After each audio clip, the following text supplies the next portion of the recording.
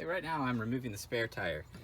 Just in case you don't know, in the back of your Rover, here I am in the back of an LR3, you have this cap. It pops off. There's a nut in there. It's the same size as the lug nuts on your tires. And underneath the back here is the spare itself. To lower it so you can get it, take your wrench and just start unwinding it counterclockwise. And what's going to happen is it's going to start lowering that spare tire right here.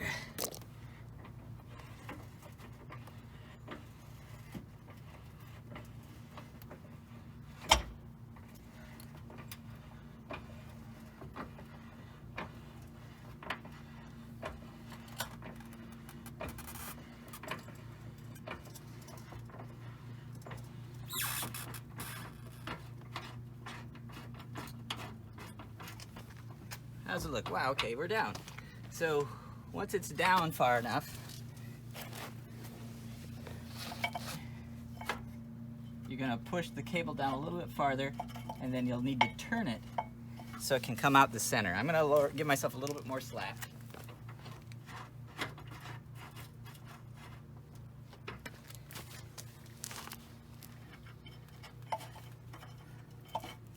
You can do this from the other side too if it's easier for you.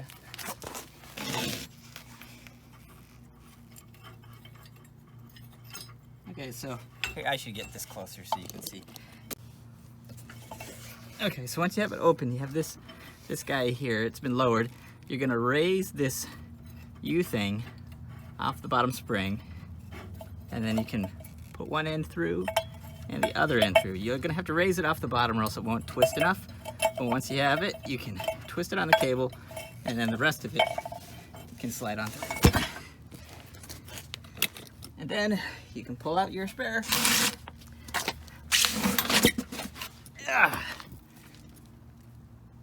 And hopefully that helps you out.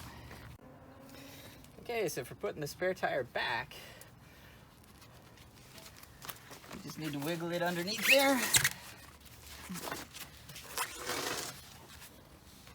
And once again, you're gonna need to lift this up so you can slide it through.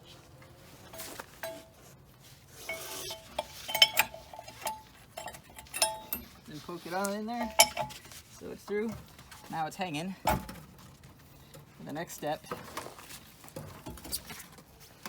is to wind it up.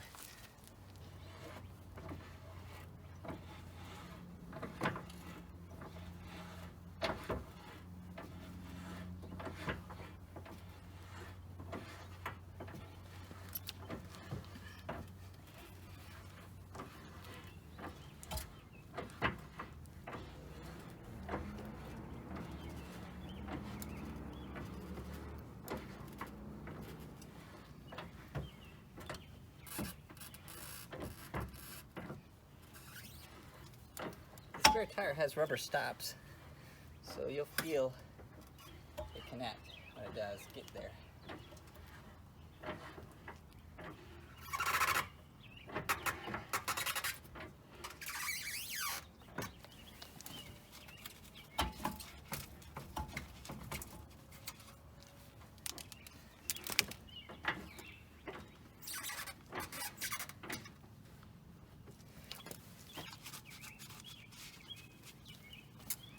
There you go.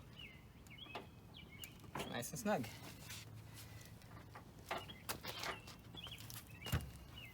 There you go. It's back up to there. Once we're done, take off our socket and put back on the cap.